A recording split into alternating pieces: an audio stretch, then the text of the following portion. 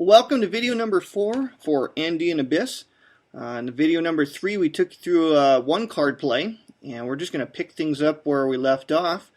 I'm going to go ahead and move the map around so you can kind of see where the situation exists as far as eligibility goes. So let me reposition things here, and we'll be all set. As you can see from the last card play, the government and the cartels are ineligible for play on this first card that we're going to execute here. The FARC and the AUC remain eligible. So looking at the card that's in play here, we have Kill Zone. The first eligible player would be the FARC, and they are in the eligible box, and second eligible would be the AUC, and they also are in the eligible box, so they have the ability to play this card. Now both players can look into the future and they can see Mora and Espina are coming up. And so FARC player may want to take a look at this one because there is the possibility that they would get a play here. And looking at the card itself, usually when there's an event with a split effect where there's a shaded and an unshaded portion, the shaded portion usually hurts the government. So looking at that, it says counter insurgency strategy eludes army. Sweep ops may target only one space per card. So that's something that could slow the government down. But looking at the what the unshaded portion says, it says that sweep costs 3 resources total for any number of spaces. This is something the government's going to do as a no-brainer. So FARC's not going to be concerned with passing here just to be able to try to steal that event, as it were, from the government. There's just no way that's going to happen. So that simplifies the strategy for the FARC this turn. Let's look at Kill Zone here. This is the card in question. The shaded portion says tactics lure enemy in. FARC or AUC in a space execute 2 free attacks with ambush. So this is something that the FARC really doesn't want the AUC to do. So I'll tell you what, we're going to go ahead and execute that event with the FARC. So we'll go ahead and put their marker in the execute event box. And we'll go ahead and look at how an attack works. Because basically what this event is doing is it's allowing a free attack with the ambush special action. By free, it means it's not going to cost the FARC any resource points. So let's go ahead and move the map around here and take a look at what we want to do. I'm going to zoom out so we can get a little bit of perspective. There we go. Alright, looking at the map here, I can see that there's a couple places where they would want to do an attack with ambush. First one that comes to mind is in Santander, where there's one FARC guerrilla, which is all that would need to be sufficient for an attack there. And they could liquidate the AUC guerrillas there, as well as some troops if they wanted to. That's one possibility. Another one is up in Arauca. That's a possibility. Guaviare might even be a better place to hit. So I'll tell you what, we'll go ahead and get our pawns out here to mark where we're going to do this. We'll put a pawn in Guaviare, and we'll put one up here in Santander. And I'll zoom in so we can see this a little bit better, what we're going to be doing here. Okay, Santander. Here's how an attack works. Ordinarily with an attack, you activate all the guerrillas that are executing the attack. So this guerrilla here is going to go active, which means he's now a sitting duck for the government. So he's someone that's going to be vulnerable to attack. You activate all of the guerrillas when you make an attack, and then you roll a die, and if you roll less than or equal to the number of guerrillas in that area for your faction, then the attack is successful. And when the attack is successful, what you'll do is you'll remove 2 enemy pieces.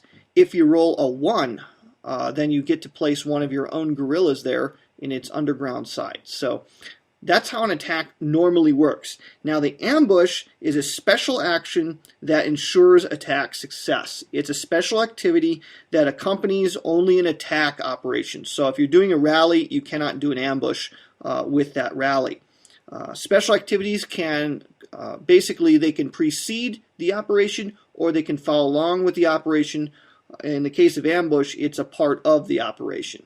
So per the event, we get actually 2 free ambushes. Ordinarily, you can only do 1 ambush, even though you could attack in as many places as you have the resources to pay for. With an ambush, you can only choose that in 1 area. And you only have to activate 1 guerrilla rather than all of the guerrillas, and you eliminate 2 enemy pieces, and basically you treat it as though you rolled a 1. You get to place one of your underground guerrillas in that area. So we'll go ahead and resolve this in Santander.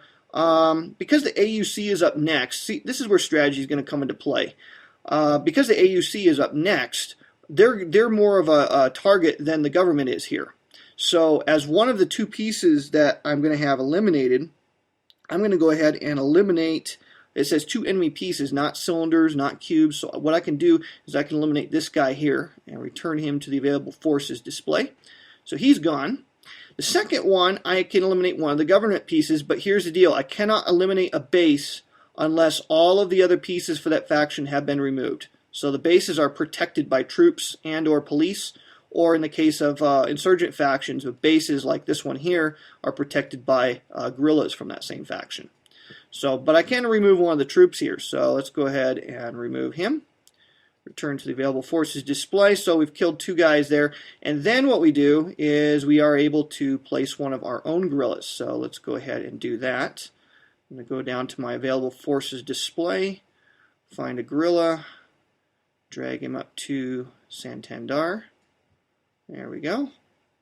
And he comes in on his underground side. So this was a very, very successful operation for us.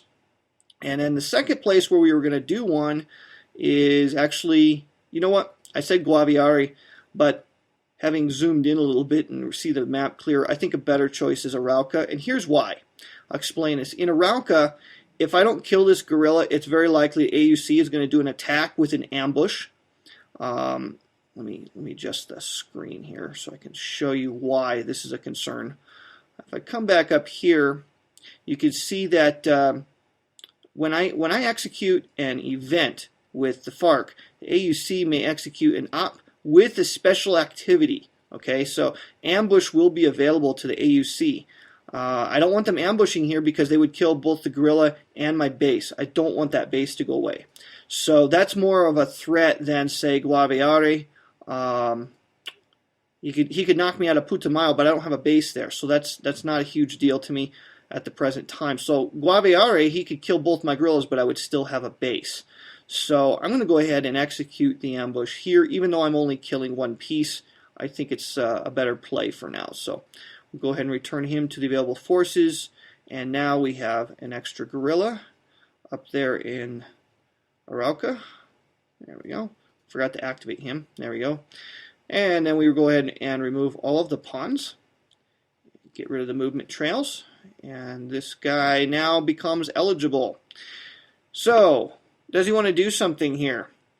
Mora and Espina, he would be second eligible to play on because FARC is going to be ineligible next card. But I'll tell you what, I think it's a good play for them to go ahead and do this now because they're going to get an op and a special activity. And who knows what's after Mora and Espina. It might be something that the AUC is going to want to be eligible for. So we're going to go ahead and activate here. And here's what we're going to do. We're going to go ahead and conduct a series. One of the things I'd like to do is be able to show you how terror operations work. So why don't we do some terror operations? This could be fun. Let's go ahead and get some markers ready here. Get some pawns out.